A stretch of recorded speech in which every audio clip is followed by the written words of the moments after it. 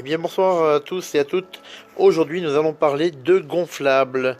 Donc je suis en présence de mon Père Noël gonflable que je vais brancher. Vous allez voir, vous apercevez que ça ne tourne pas très rond. Alors on va faire en plusieurs séquences la vidéo de façon à ce que je vous explique un peu comment que ça fonctionne un gonflable.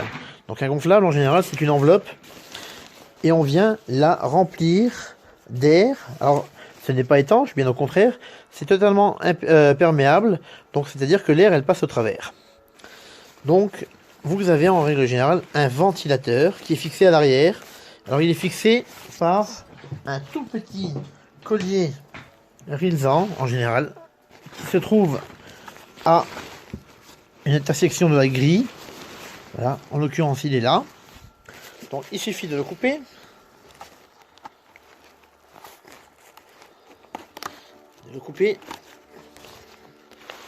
Alors je vais poser le téléphone quelques instants. Une fois coupé, on le retire. Voilà la taille du collier qu'on mettra à la poubelle tout à l'heure. Et là se trouve une fermeture éclair où vous avez toute la machinerie de ventilation à l'intérieur. Alors ne cherchez pas, hein, en général le câble d'alimentation rentre par le trou où le ventilateur est mis. Et le ventilateur sort uniquement par la fermeture éclair. J'ai donc sorti mon ventilateur. Il y a le câble d'alimentation qui est ici. Donc il passe dans la fermeture éclair et ressort de l'autre côté de la manchette. Il y a un second câble qui en général sont des lampes LED ou des lampes à incandescence à l'intérieur du lumineux. Mon ventilateur a sans doute un problème. Donc le ventilateur est composé d'une grille qui est fixée en général avec des vis traversant dans un simple ventilateur classique, ventilateur qu'on trouve facilement sur internet. Alors ce sont des ventilateurs escargots parce que ça ressemble à un escargot, voilà. Ça aspire ici et ça rejette ici, il y a une petite flèche.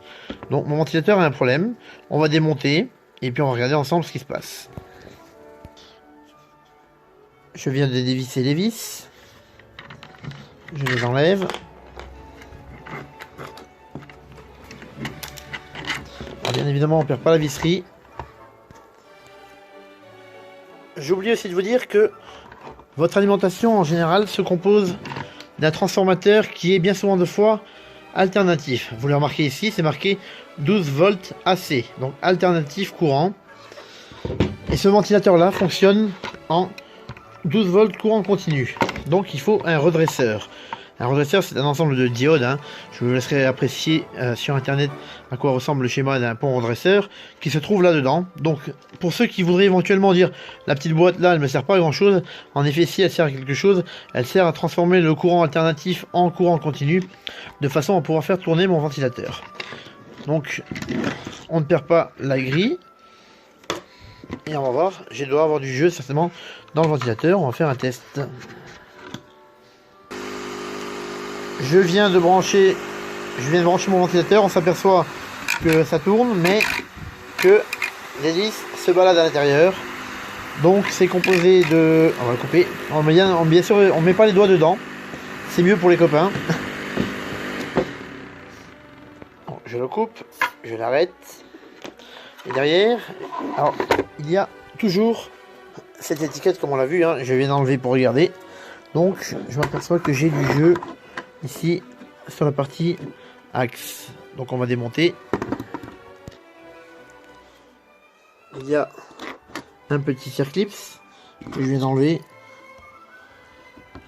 À mon avis l'axe est complètement défoncé. Donc la petite rondelle en téflon. Bien évidemment, hein, je vous montre un peu comment je fais moi. Des ventilateurs, j'en ai toujours en réserve. Par contre, toujours couper le courant. Hein. Si vous ne connaissez pas en électricité, quoi que ce soit, couper le courant, ça sera bien moins dangereux. Bien évidemment, on respecte toujours les règles de sécurité. Donc, je vais poser le téléphone et on va regarder un peu à quoi ça ressemble. Alors, je suis quasiment sûr que mon ventilateur est HS. C'est pour ça que je démonte pour vous montrer un peu comment que ça fonctionne. Donc, on va faire sauter ces petits clips ici. Je viens d'enlever les petits clips qu'il y avait sur le côté. avec un tournevis. Et là je m'aperçois que mon ventilateur il est HS. Donc la partie axe qui se trouve au centre ici est HS. Donc le ventilateur est totalement HS. Donc c'est bien pour ça que je l'avais démonté, car c'est ce que je présumais.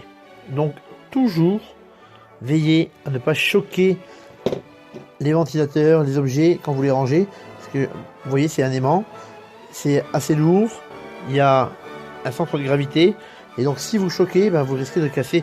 Bon là il devait y avoir peut-être un peu de mauvaise qualité sur ce ventilateur là. Donc maintenant on va procéder au changement. J'ai regardé tout à l'heure sur internet en tapant la référence de mon ventilateur SFH 1232 S1A. Je me suis aperçu que c'était un ventilateur d'une puissance, d'un débit de 35,4 CFM. Donc c'est une unité de mesure qui correspond à peu près avec un convertisseur à 60 mètres cubes heure. Donc c'est quand même assez gros. Donc je regarde dans mon stock si j'ai les ventilateurs qui correspondent éventuellement à cette taille. Donc comme je le disais, le ventilateur est HS et j'ai le petit jumeau à côté. Donc ventilateur que j'ai en réserve. Donc 12 volts, 9,8 watts. En regardant la référence, ça correspond à peu près à 65 mètres cubes, donc il y a un tout petit peu plus de débit sur cela. Donc moi j'essaie toujours d'avoir des ventilateurs génériques, c'est-à-dire des gros pour les grosses structures gonflables et des modèles un peu plus petits. Après il y a aussi la taille qui joue. Voilà.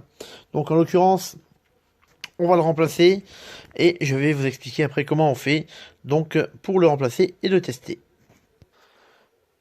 Donc on prend un tournevis, on dévisse le petit pont redresseur. Donc bien attention de ne rien